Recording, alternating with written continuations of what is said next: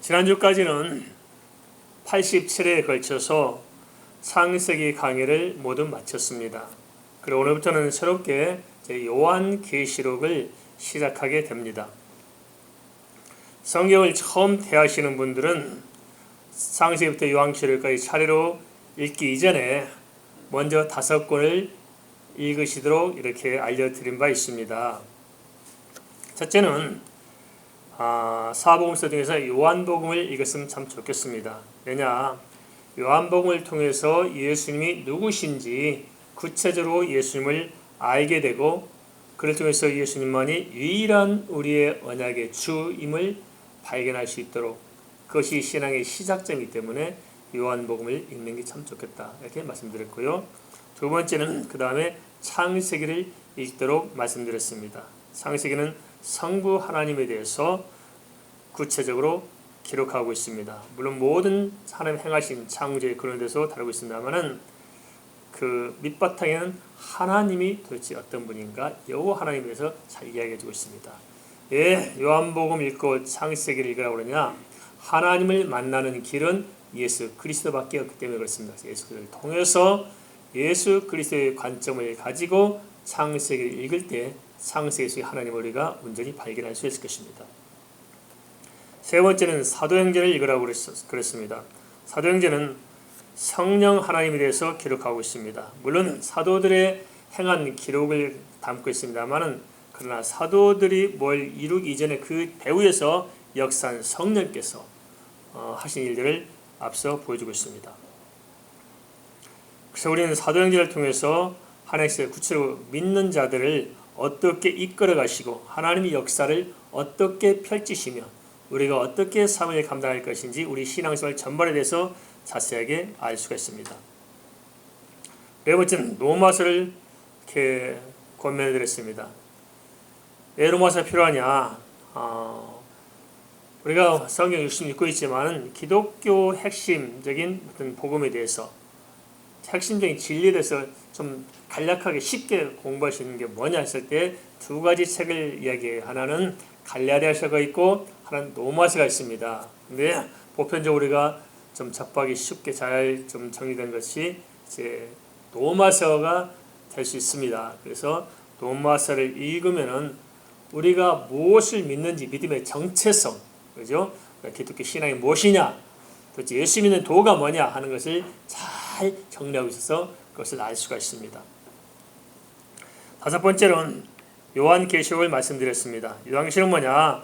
그렇다면 우리가 도대체 신앙에서 어떤 방향으로 어디를 향해서 갈 것인가? 그리고 어떻게 우리가 이 신앙을 끝까지 포기하지 않고 끌고 갈 수 있는 것인가?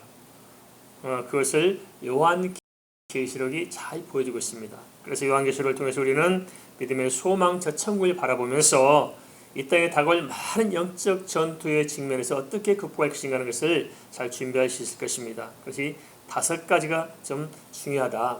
그래서 주일 예배도 그렇지만 특별히 이 5권의 성경을 집중적으로 강의한 이유가 뭐냐면, 이 5권의 성경을 통해서 이제 우리 영적인 큰 기둥들을 세우는 것입니다. 기둥을 세우고 그에 이제 다른 성경을 공부하다 보면은 전체적으로 다 우리 신앙이 규모 있고 틀이 딱 잡혀서 요동하지 않는 믿음이 이렇게 형성되리라 생각해서 5권의 성경을 중심으로 이렇게 말씀을 강해왔고, 그래서 지난주까지는 이제 다시 창세기를 마쳤고 오늘부터는 다시 또 요한계시록을 시작하게 됩니다.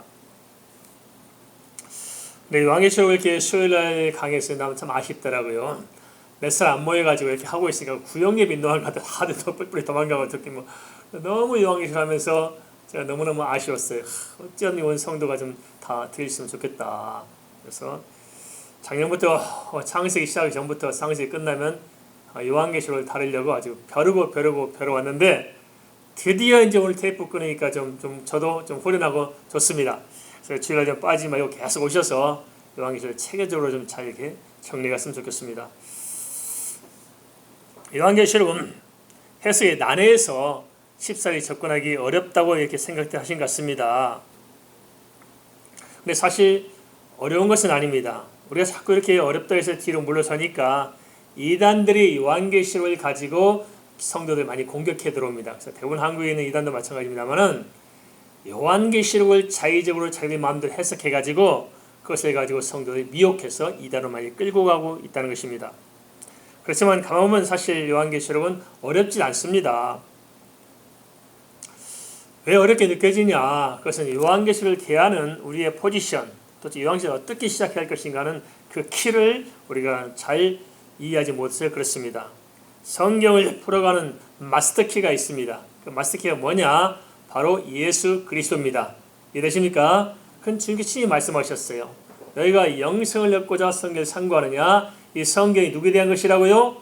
예수 그리스도에 대한 것이다. 그래서 우리는 예수 그리스도를 통해서 성경을 볼 때 성경이 열려지게 되어 있습니다. 창세기도 키도 예수, 요한계시록도 예수, 로마서도 예수, 모든 성경의 키가 뭐냐? 마스터키는 예수 그리스도인 것입니다. 그래서 예수 그리스도의 마스터키로 성경을 열고 그 다음에 각 권에 또 키가 있는 거예요. 그래가지고 열어보면 됩니다. 예를 들면 사도행전을 여는 키는 바로 예수 그리스도이지만은 예수 그리스도로 전체 마스터키로 딱 열어놓고 그 다음에 사도행전 한 권을 열어가는 키는 사도행전 1장 8절 말씀. 오직 성령이 내게 임하시면 내 권능을 받고 예루살렘과 온 유대와 사마리아 땅까지 이르러 내 증인이 되리라. 이 말씀을 가지고 보면 사도행전이 그대로 기록된 걸 알 수 있습니다. 이 사도행전 1장 8절 말씀을 풀어서 쓴 게 전체가 바로 사도행전이라는 것입니다.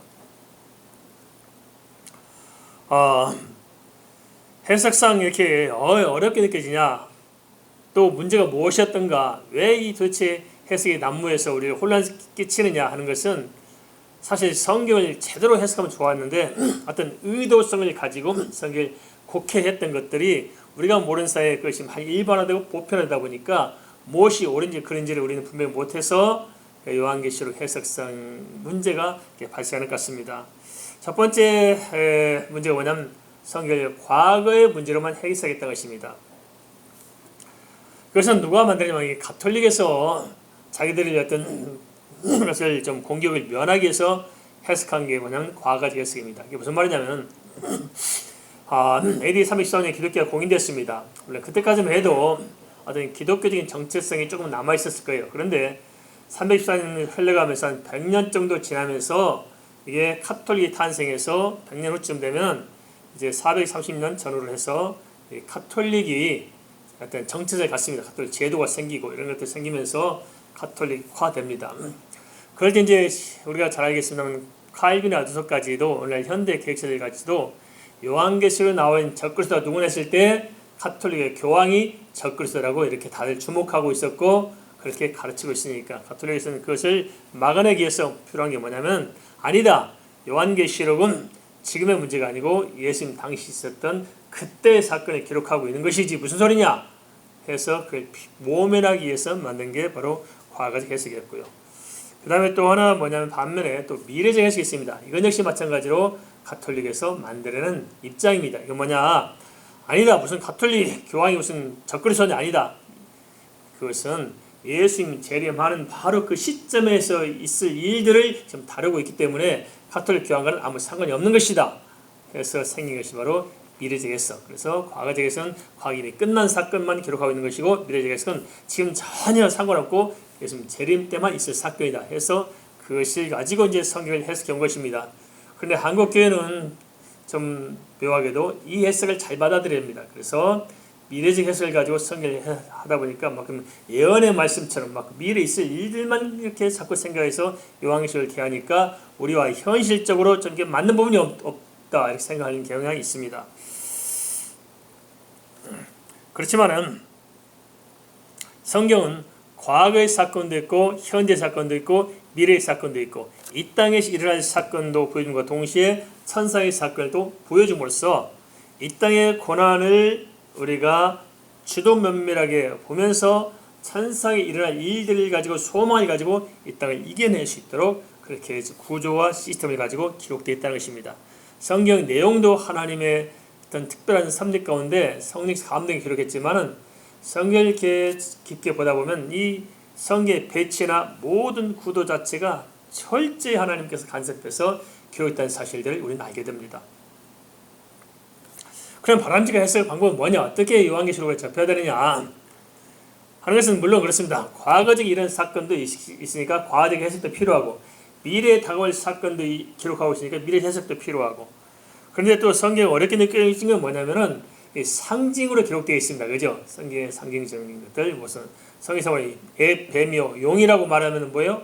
사탄을 상징한 거잖아요. 이런 상징 용어, 용용이표, 상징성, 이런 다 기록되어 있다고 하십니다. 이게 상징을 잘 해석 못해가지고 엉뚱하게 해석하니까 요한계시록이 난해하게 접근되는 것입니다. 그러면 성경을 기본적으로는 역사적인 해석이 필요합니다. 기독교는 역사적 사실을 말하고 그 역사적 사실을 통해서 천국과 지옥도 역사적인 사실로 성취될 것을 말씀하고 있습니다. 종교적인 개념이 아닙니다. 우리가 뭐 종교 아닙니다. 없는 것을, 아닌 것을 막 그런 것처럼 인간의 철학과 뭐 이런 사상을 가지고 만들어서, 종교를 만들어서 우리가 그렇게 믿는 것처럼 믿고 가는 게 아닙니다. 분명히 성경은 역사적인 사실을 기록하고 있고, 역사적인 사실이 그대로 성취된 걸 통해서 하나님과 그 모든 영적인 세계와 하나님의 모든 계획이 말씀대로 된다는 사실을 보여줌으로써 영원한 세계 역시 실제 사실임을 우리에게 보여주고 있습니다. 그래서 역사적 관점을 놓치면 안 됩니다. 그런 것들을 우리가 좀 종합적으로 봐야 됩니다. 뭐 문자적으로 해석해야겠지만 상징인 것도 같이 봐야 되고요. 그래서 성경 전체적인 관점에서 함께 지도 면밀하게 볼 필요가 있겠고, 그리고 또 해석을 요한계시록이라 해서 요한계시록만 가지고 해석한 것이 아니고 성경 전체에서 특별히 다니엘서나 또는 마태복음 4장이나 또는 창세기부터 시작해서 모든 성경 속에서 지금 이 요한계시록의 말씀이 무엇을 말씀하신가를 넓은 관점에서 이렇게 바라볼 필요가 있다는 것입니다. 그런 해석적인 우리의 포지션이 필요한데요. 그러나 항상 원칙은 뭐냐? 우리가 그 모든 것 속에서 예수 그리스도라는 마스터 키를 가지고 요한계시록을 볼 수 있는 안목이 열려야 된다. 여기까지 이해되십니까? 오늘 첫째 시간이라 이렇게 좀 배경 설명 하다 보니까 좀 이렇게 좀 우리가 지금 학교에 온 것 같다, 공부하러 온 것 같다 이렇게 드시죠. 정말 잘 주의해 주시면 이런 걸 우리가 좀 이해해야 이제 앞으로 말씀을 잘 길을 잃지 않고 하시는데 읽어보시는 가면은 그냥 뭐 별 남는 게 없을 것입니다. 그죠? 지금 말씀을 받아들일 수 있는 이제 바구니를 준비한 겁니다. 그 안에 이제 우리 말씀을 차곡차곡 세워 나갈 거 아니겠습니까? 다시 비유하면 뭐 책꽂이 만든 겁니다. 책꽂이 만들어야 책을 꼽을 수 있지 않겠어요? 그걸 잘 이 시간에 좀 만들었으면 합니다. 계시록의 저자는 사도 요한입니다. 근데 사도 요한에서 성경을 우리는 베드로와 요한 하면서 항상 베드로를 따라다니는 사람처럼 보이잖아요. 사실상 보면은 우리가 요한에 대한 가치를 많이 모르는 것 같습니다. 이 사도 요한이 쓴 책이 요한복음, 요한 1, 2, 3서를 썼고 요한계시록을 썼습니다. 그러니까 뭐 베드로 사도께서는 베드로 전서 썼는데 지금 요한은 5권을 썼거든요. 그러면 바울 서신 13권과 비교할 때 그 다음에는 요한이 엄청난 분량의 서신을 쓴 것입니다.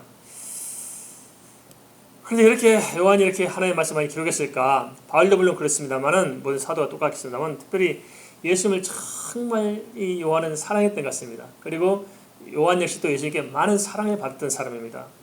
우리가 이것을 알 수 있는 게 뭐냐면 지금까지 그 전통이 이렇게 잘 이어져 오고 있는데 그 상만찬하는 큰 액자 그림 보신 적이 있죠? 예수님과 함께 앉아서 거기에 보니까 버르장머리 없는 사람 하나 나옵니다.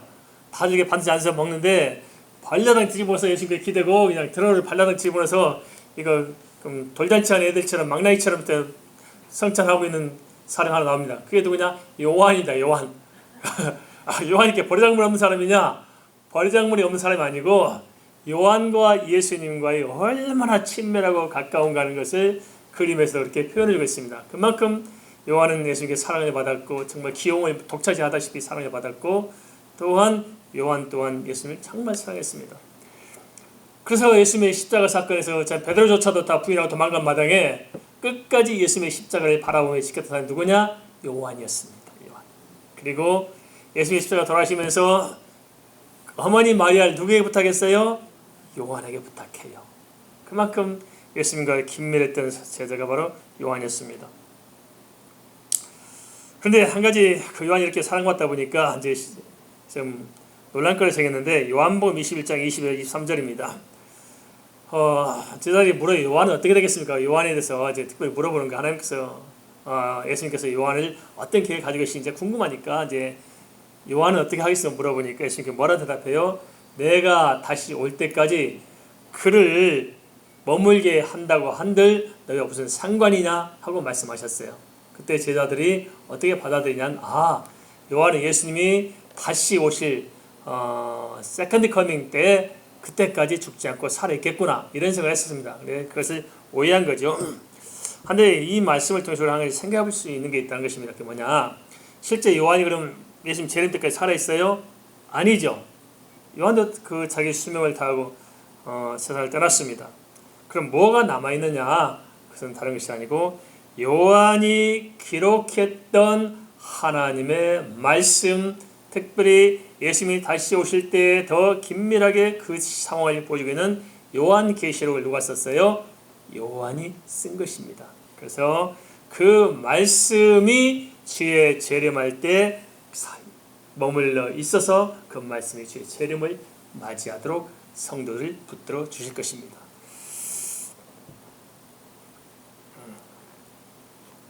요한은 모진 핍박을 받은 사람인데도 또 유일하게 또 요한은 순교자가 안 됐어요. 전해오는 자료들에 보면 요한은 기름가마에 7번을 넣다 뺐다 했다 그러거든요. 근데 손가락을 집어넣는지 머리까지 쳐박았는지 잘 모르겠습니다만은 그래 요한이 안 죽었어요. 그러니까 어찌 보면 우리가 다니엘서처럼 그런 사건인 것인지 그때 구체적인 상황을 잘 모르겠습니다만은 그러자 이 요한을 도미에타노 황제 때 요한을 어디로 보냈냐면 단모섬으로 이별을 보냈습니다. 안 죽으니까요. 거기가 좀 모진 곳에 가서 거기서 고생하라고 그렇게 보냈습니다. AD 95년에서 96년경쯤으로 이렇게들 기록하고 있습니다. 그런데요, 우리가 요한계시록을 대할 때 좀 오해하는 부분이 있는 것 같아요. 그게 뭐냐면 요한계시록을 대할 때 또 종말을 대할 때 좀 편안한 마음이 아니라 좀 굉장히 성도들 불편해하는 것 같아요. 그죠? 마지막 때 우리가 그냥 톱으로 캐야 되는가 보나, 고난을 겪게 된 거구나, 고난을 통과해야 되는 거구나, 그냥 불같은 연단을 받아야 되는 거구나, 자꾸 이런 걸 괜히 꽉 들이차 있어가지고 요한계시록 종말을 이야기하면은 우리 성도들이 굉장히 불편한 걸로 생각하고 좀 마음이 움츠러들고 자꾸 이렇게 기가 죽고 그런 것입니다만 그건 뭐냐? 다 이게 성경을 잘못 해석한 것 때문에 그렇습니다. 오리다. 성경 요한계시록을 왜 기록했느냐? 그것은 당시 요한 당시에 10명의 박해자들이 쭉 이어져 내려부터 시작해서 그런데 그 도미티안 황제 때 얼마나 또 박해 심했어요. 그 박해에서 핍박당하고 고통당하는 성도들을 하나님께서 붙들어 주시고 소망 가운데 이겨내도록 작성된 편지가 요한계시록입니다. 이해되십니까? 그래서 요한계시록을 압축해서 한 단어로 뽑은 게 뭐냐면 소망입니다. 소망. 믿습니까? 우리가 요한계시록 통해서 소망을 주는 것입니다. 근데 요한을 가리켜 특별히 우리는 사랑의 사도라고 그러잖아요. 왜 요한을 사랑의 사도라고 그러냐면 요한이 주님을 사랑하고 주님이 사랑도 받았지만은 요한이 제일 많이 전한 게 뭐냐면 사랑을 많이 선포했습니다. 우리가 요한 서신에서 볼 때도 사랑을 많이 보고 있잖아요. 사랑하는 자들아 우리가 서로 사랑하자. 근데 그때 당시 사람들 그럴 것 같습니다. 요한이 하도 사랑을 많이 하니까 제발 좀 그 소리 그만하고 다른 말 좀 하면 안 되겠어. 그만큼 요한이 사랑을 많이 이야기했답니다. 그래서 브레이크 걸면 아니다. 사랑 말고 뭐가 있겠냐 하면서 사랑을 계속 이렇게 이야기했다고 합니다. 그래서 요한계시록 역시 마찬가지로 그 성도들을 향한 사랑을 가장 많이 말씀했던 요한에게 주어서 그 요한계시록이라는 하나님의 그 사랑의 메신저들을 통해서 오늘 우리에게까지 전해주려 믿습니다. 비유로 따지면 이렇습니다. 임금이 어떤 아버지가 자식들을 종들에게 맡겨놓고 먼 타국에 갔는데 임금은 아버지가 없을 때 종들이 그 집 식구들이 막 핍박을 했어요. 고통을 주고 힘들게 만들었어요. 그 때가 돼서 이제 왕이신 아버지가 집에 돌아오게 됐습니다. 그러면 자식들에게 있어서 아버지가 돌아온 것은 기쁨이에요? 두려움이에요? 기쁨이에요. 그죠? 그런데 종들은, 핍박했던 종들에게는 기쁨이에요? 두려움이에요? 두려움이에요. 근데 요한계시록을 우리가 이해할 때 이게 뒤바뀌어 있어요. 성도들에게 요한계시록을 준 것은 우리에게 기쁨을 주고 소망을 주고 예수 그리스도의 재림을 통해서 바라보면서 이 땅을 이기고 주님 만날 때까지 잘 감당하도록 격려하고 사랑의 메시지를 줬는데 우리는 거꾸로 해석해서 막 그냥 나를 뭐 협박하고 무슨 코로 뭐라 붙여놓고 내 목에 칼을 겨누는 것처럼 요한계시록을 그렇게 해석해 왔다는 것입니다. 그 전혀 아니고 요한계시록을 우리가 바로 해석함으로 하나님께서 우리에게 말씀하고자 하는 그 본질이 무엇인가에 대해서 좀 안목이 열렸으면 좋겠습니다.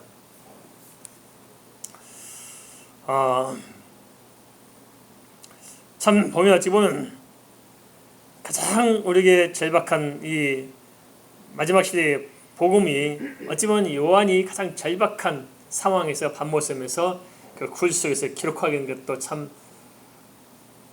뭔가 생각할 점이 있는 것 같습니다. 디모데후서 1장 8절은 복음과 함께 고난을 받아오고 그러는데 오늘날 우리들은 고난받는 게 없어요. 특별히 한국 성도들은 뭐 교회 간다고 매 맞고 오신 분 손 한번 들어보세요. 예전에는 방이 얻어터지고 교회 왔거든요. 성도들이 막 눈등이 부어고 막 붙었고 왜냐하면 교회가 얻어먹고 다니고 막 그래가지고 핍박이 많이 당했습니다. 우리 강계영 목사 같은 경우는 교회 다니던 신랑할 때 얼마나 그렇게 당했는지 말했었습니다. 그게 당하고 막 핍박이 받으니까 악착같이 열심히 니까 믿음이 흔들리고 없잖아요. 요즘 사람들 그냥 뭐 교회 안 간다고 뭐라고 하지. 교회 가는 핍박을 당해요. 그러니까 믿음이 탁 가라앉아가지고 뭐 영적으로 너무너무 나태되어 있습니다.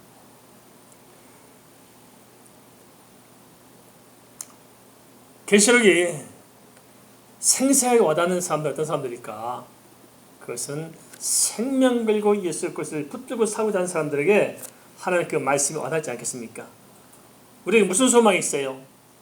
정말 이 땅에 소망이 없고 오직 하나님께는 소망을 가진 사람들, 그들에게 하늘의 소망을 이야기할 때 가슴이 와닿지 뭐 거의 아무 관심도 없고 그냥 이 땅에서 어떻게 하면 좀 잘 먹고 잘 살까 하는 기복적인 것만 구하고 있는 사람들에게 이 계시록이 무슨 소망이 될까 하는 난제를 좀 우리가 좀 가지고 있습니다. 우리 잘 시대를 분별하고 진짜 헛되지 않는 영원한 소망이 무엇인가를 생각하면서 요한계시록을 대한다면은 하나님께서 주고자 하는 그 말씀에 흘러 넘치는 그 생명의 그 양식이 우리 가운데 깊이 와닿을 줄 믿습니다. 그러면 계시록은 어떤 책일까요? 요한계시록 1장 1절은 예수 그리스도의 계시라는 말씀으로 시작합니다. 계시록 1장 1절은 두 가지를 언급하고 있는데 하나는 예수 그리스도의 말씀이라 함으로써 뭘 생각하냐면 이 요한계시록에 누굴 담고 있어요? 예수 그리스도에 대해서 지금 이야기하고 있고 이 말씀이 어디서 왔어요? 예수 그리스도를 통해서 왔고 이 말씀을 통해서 뭘 주고자 해요? 예수 그리스도를 주고자 한다는 사실들을 지금 언급하고 있고 요한계시록을 어떤 관점을 읽어요? 예수 그리스도라는 관점을 가지고 요한계시록을 접근해라 하는 것을 이렇게 먼저 제시하고 있습니다. 또 하나는 계시의 통로입니다. 우리에게 말씀이 오늘 전해지기까지 그냥 주어진 것이 아니고 많은 통로를 통해서 주어졌다는 것입니다. 첫째는 하늘 보좌에서 하나님께서 예수 그리스도에 주신 말씀이 선사들을 통해서 요한에게 주어졌고 요한을 통해서 7개의 사자들이 전해졌고 그 말씀 7교회 성도들이 주어졌고 이 말씀이 무수한 전도자들을 통해서 주의 복음 전도자를 통해서 오늘 우리에게까지 전해졌습니다. 우리는 오늘 말씀 듣는 것을 지금 잠깐 듣는 것처럼 생각할지 모르지만 이 말씀이 배달하는 걸 따지면 어디서 왔어요? 하나님 보좌에서 배달돼가지고 이거 뭐 킥 서비스로 여기까지 온 거예요 이게. 그래 우리는 지금 받아보니까 지금 온 것처럼 생각할지 모르지만 아닙니다. 이 말씀이 내게 오기까지 얼마나 그 안에 많은 순교와 피비린내는 역사를 거쳐서 여기까지 왔겠습니까? 요한이 그 말씀을 기록한 것조차도 그냥 밤모섬에서 그 험악한 곳에서 이렇게 기록했는데 그 말씀이 전해지면서 우리까지 오늘 이 과정에서 가면 엄청난 사건을 겪은 것입니다. 한국 이 땅에서 우리가 열심히 해서 이렇게 이만큼 뭘 되는 것처럼 생각할지 모르지만 우리에게 복음을 전하기까지 이 땅에 왔던 그 선교사들이 얼마나 고생이 피부를 내가 그냥 말 썼습니다. 양화제 가보면 죽은 사람 많잖아요. 이 땅에 와서. 어떤 사람은 또 일가족이 다 와서 남편이 있는 아내가 자식까지 데려와서 또 복음 전하고 이렇게 죽고 저렇게 죽고 이렇게 순교당하고 정말 엄청난 사건들을 이렇게 많이 겪어서 그 복음이 오늘 우리에게 전해진 것입니다. 그러므로 말씀을 좀 소중하게 생각하면서 좀 우리가 좀 말씀을 접했으면 참 좋겠습니다. 마지막 이 복음을 우리에게 주었는데 왜 그럴까요? 이것은 당시 시대만이 아니라 이 시대를 살아가고 있는 우리에게도 이 말씀이 필요하기 때문입니다. 그래서 우리는 이 말씀을 통해서 소망을 발견하고 주님의 사랑을 깨닫고 믿음으로 온전케 되어서 우리 시대에 주어진 영적인 전투를 잘 치러내야 할 줄 믿습니다. 또 하나 서로 살펴볼 것인데 그것은 뭐냐면 요한계시록이 말하는 요한계시록 내용이 그럼 뭐냐 하는 것을 좀 알고 좀 우리가 접근했으면 좋겠습니다. 계시록 1장 1절은 뭐라 말씀하시냐면 속히 될 일을 기록했다고 말했습니다. 속히 될 일. 그럼 요한계시록 자체가 속히 될 일이라는 것입니다. 그러면 그 의미가 뭐냐? 첫째, 요한 당시에 속히 되어질 일들을 기록해 놓고 있습니다. 그러니까 무슨 말이냐면 그 시대에 핍박이 일어나는데 그 핍박의 다양한 모습을 미리미리 다 기록해주고 있다는 것입니다. 그래서 당시 시대의 영적인 공격들에 대해서 준비해서 승리하도록 하셨고요. 그런가 하면 이 말씀을 또 우리가 다시 보면은 당시를 살 것만 이야기하는 것이 아니고 또 마지막 시대에 일어날 모든 바벨론, 모든 사단의 정부를 완전히 깨뜨리고 예수 그리스도의 중보를 통해 이루어질 하나님 나라에 대해서 자세히 기록하고 있잖아요. 그리고 천사에 대한 그 하나님 나라의 영광스러운 장면을 기록하고 동시에 이 땅에서 있는 이 핍박의 모습도 또 동시에 기록함으로써 이 땅에 어려움 당한 성도들이 오늘 이 시대에 어려움 당한 성도들이 하늘의 소망을 바라보면서 장차 일어날 사건을 보면서 힘을 얻도록 이렇게 구조로 되어 있습니다.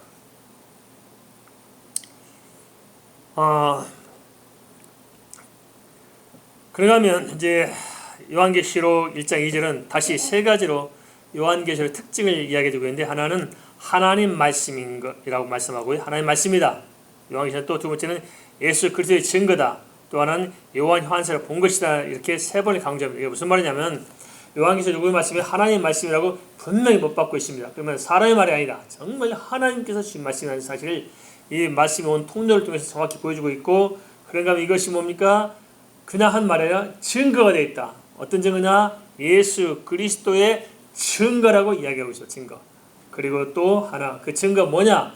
요한이 보았다. 그래서 요한이 본 것이라고 또 언급함으로써 이 말씀은 확실한 말씀이라는 사실들을 이야기해주고 있습니다.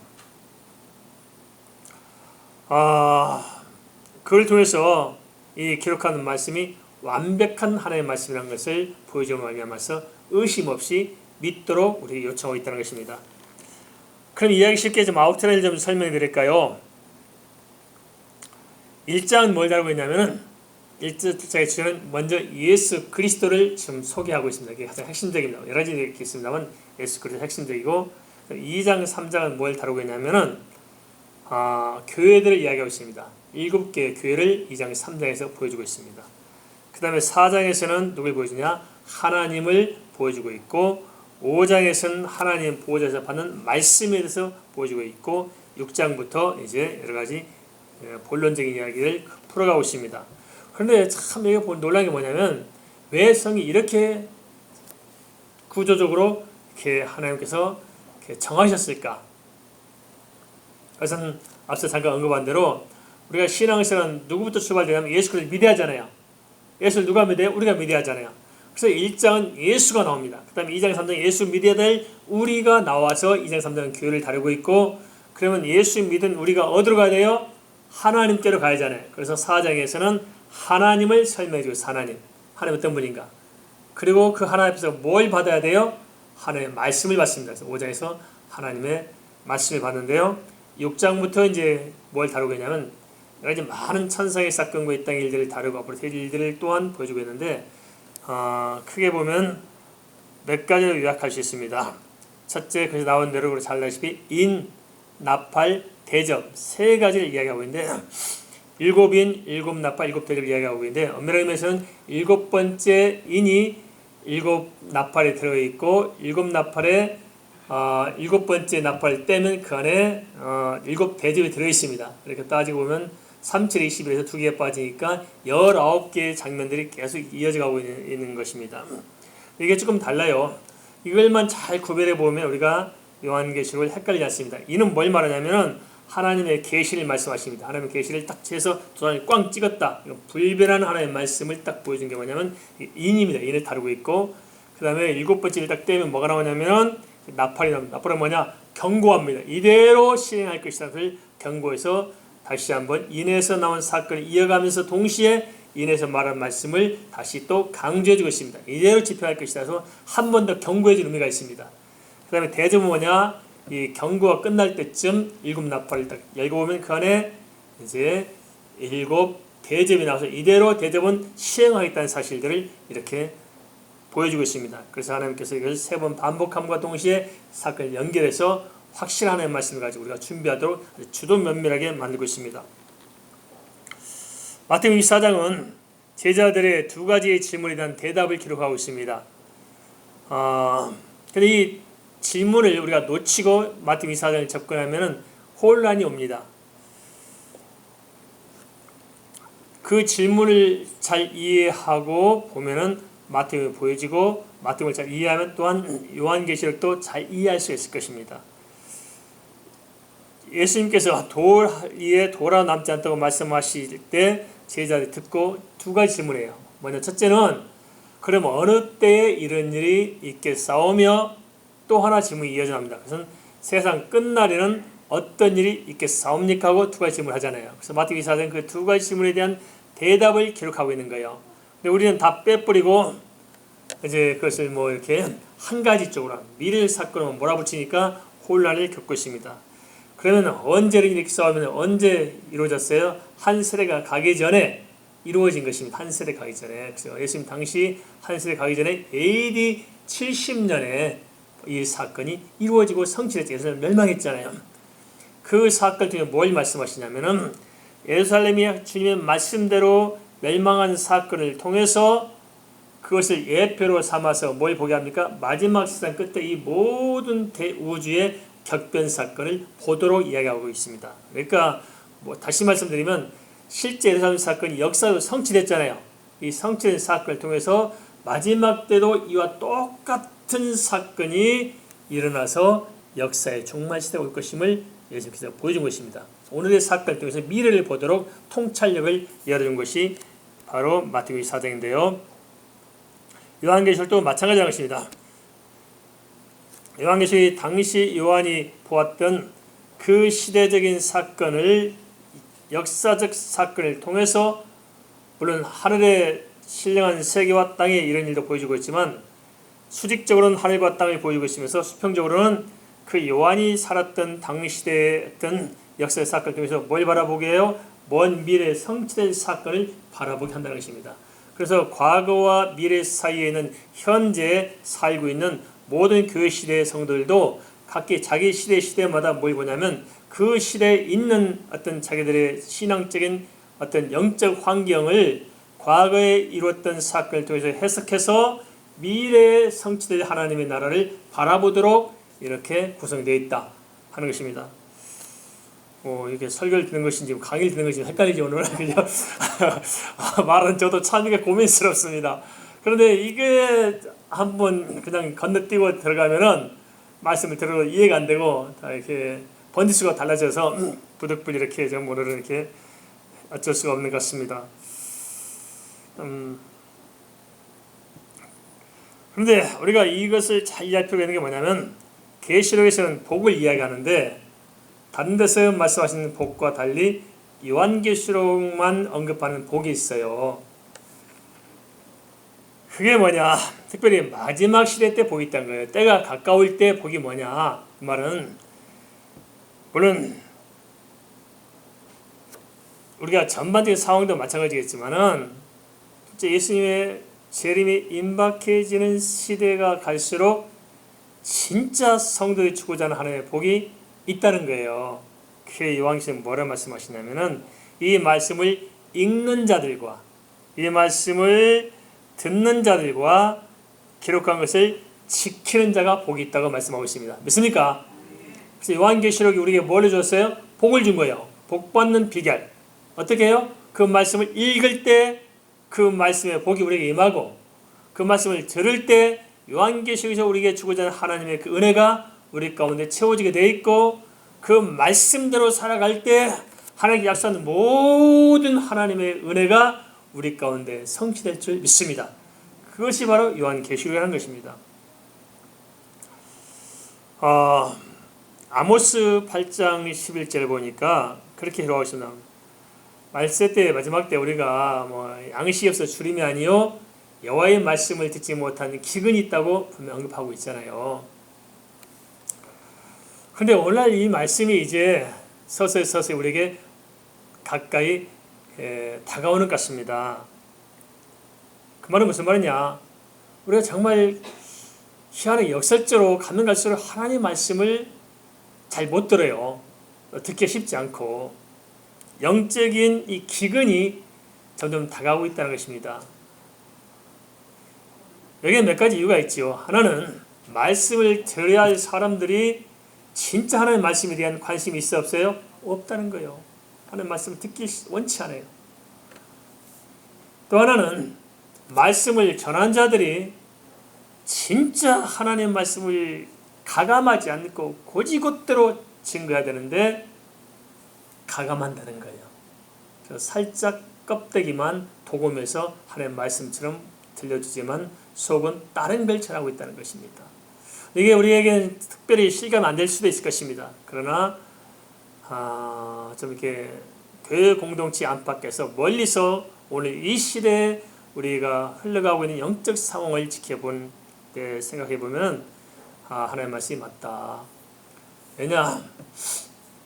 원래 주의 말씀의 이 선포는 예수 그리스도를 통해서 말씀대로 요한복음이 해석되고 요한복음의 해석을 통해서 창세기가 해석되고 요한복음과 창세기를 통해서 사도행전이 해석되어야 됩니다. 그래야 성부, 성자, 성령 삼위 하나님의 그 관점이 우리가 확보됩니다. 그러고 나서 기독교 신앙이 무엇인가는 노마서가 해석되고 그리고 그 말씀 가지고 다시 요한계시록이 해석된 걸 가지고 전체 성경을 볼 때 성경이 정확하게 이해가 되고 그렇게 그 하나님의 계시의 정확성 속에서만 하나님의 말씀이 온전히 선포될 수 있는 것입니다. 그렇게 말씀이 선포해야 되고 그런데 문제가 생겨요. 이렇게 하면은 성도들이 말씀을 들어야 안 들어요? 안 된다는 거예요. 그래서 뭐냐?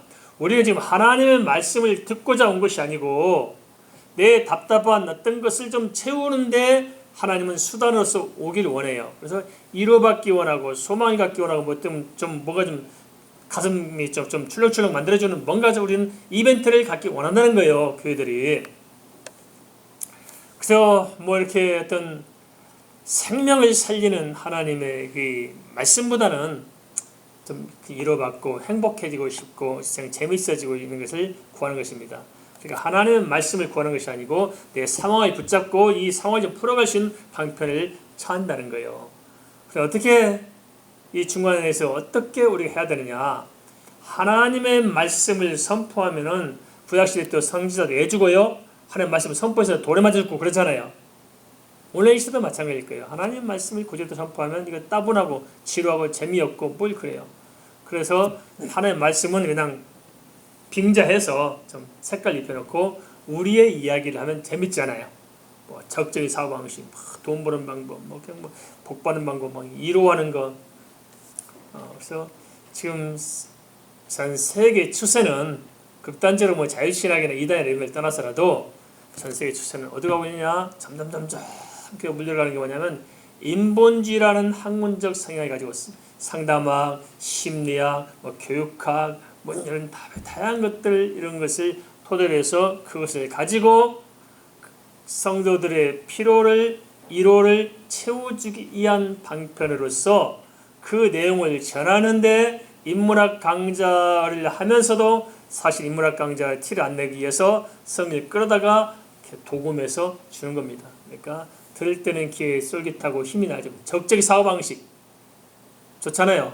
뭐 교회 오면 뭐 될 것 같아. 사업이 잘 될 것 같고 뭐 막 절대 안 망할 것 같고 자꾸 이렇게 해서 사람들 관심을 자꾸 하나님의 보좌에서 세상적으로 자꾸 흘러가게 만들어주고 내 자신이 어떤 변화와 회개와 성숙을 이렇게 쫓아가는 것이 아니라 자꾸 이렇게 그냥 나는 그대로 있고 하나님은 내 서비스맨으로서 나를 이루하고 도와주기만을 우리는 원하는 그런 신앙을 전략할 수 있습니다. 그러다 보니까 무슨 문제가 뭐가 생기냐? 성도들이 절대 변화되지 않고 하나님의 말씀이 영원히 살아나지 않는 것입니다. 은과 금은 내게 없거니와 내게 있는 거 내게 주노니 예수 이름으로 일어나 걸어라. 우리가 진정 교회 안에서 구할 것은 은과 금이 아닌 거예요. 안전뱅이가 은과 금 조금 밥 몇 끼 사 먹을 돈을 줘봤던데 무슨 소용이 있었겠어요? 또 그 거짓 노릇을 하고 사는 거죠. 그러나 예수 그리스도의 이름만이 우리 생명을 살려냅니다. 믿습니까? 그게 우리에게 필요한 거예요. 교회가 줄 수 있는 것은 바로 그 생명의 복음입니다. 듣기 싫건 말건 간에 그냥 정확하게 가감없는 하나님의 말씀을 증거하고 하나님 앞에 선포할 때 그 말씀을 안면으로 내가 먹을 때 내 자신이 이해가 되건 어떻든 상관없이 성령께서 그 말씀의 역사에서 그 말씀이 내게 성취되도록 내 삶에 성취되도록 할 줄 믿습니다. 그럼 우리가 요한계시록을 통해서 이런 것이 필요하다는 거예요. 베드로전서 1장 20절 보니까 예수님 초림 때가 말세 때로 얘기하잖아요. 마지막 때 있으면 오셨다고 하잖아요. 초림 때. 그럼 지금 어느 때일까요? 지금 마지막 때 중에 2000이 지난 지금 마지막 끝에 와 있거든요.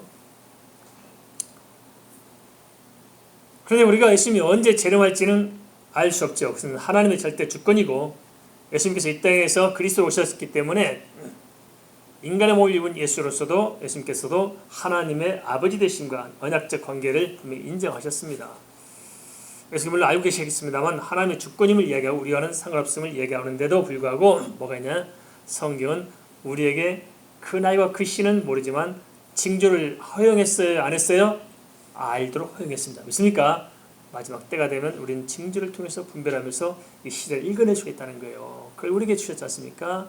그런 모든 정황과 성취한 역사를 통해서 볼 때 이 시대는 어쩌면 참 긴박한 시대가 됐다. 이제는 우리가 부인할 수 없을 정도로 진짜 마지막 시대에 마지막 시대에 와 있다 하는 사실을 우리가 보게 됩니다.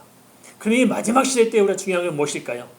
이때 정말 중요한 건 뭘까요? 뭐 적적인 사방식 가지고 뭐 이때 잘 먹고 잘 살고 뭐 그냥 뭐 빌딩 한 채에서 10개 갖기를 원합니다. 할렐루야 이러고 있을까요? 그게 아니잖아요. 진짜 중요한 것인데 영혼을 생각하는 것입니다. 영혼을 생각하고 그래서 진짜 구해야 할 것이 뭡니까? 이 땅의 은금이 아니라 하나님의 말씀을 구해야 할 것입니다. 그래서 요한계시록의 축복은 바로 읽는 자와 또 듣는 자와 그것을 지키는 자가 복이 있다는 것입니다. 할렐루야. 우리가 요한계시록을 통해서 그래서 이렇게 영적 시대 상황을 잘 분별하고 또 우리가 그 말씀을 우리가 확실히 우리가 읽고 확실히 듣고 확실히 그 말씀을 붙들어서 진짜 하나님 주신 은혜가 무엇인가를 좀 이렇게 깨달아 알고 영적인 깊은 세계로 좀 다시 한번 우리가 몰입해 갈 수 있기를 주의 이름으로 축원을 드립니다.